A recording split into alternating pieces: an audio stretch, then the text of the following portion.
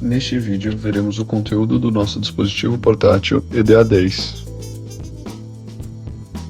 Na caixa encontramos o tablet, a bateria, o cabo de comunicação e carregamento e o manual regulatório. Retiramos o dispositivo da embalagem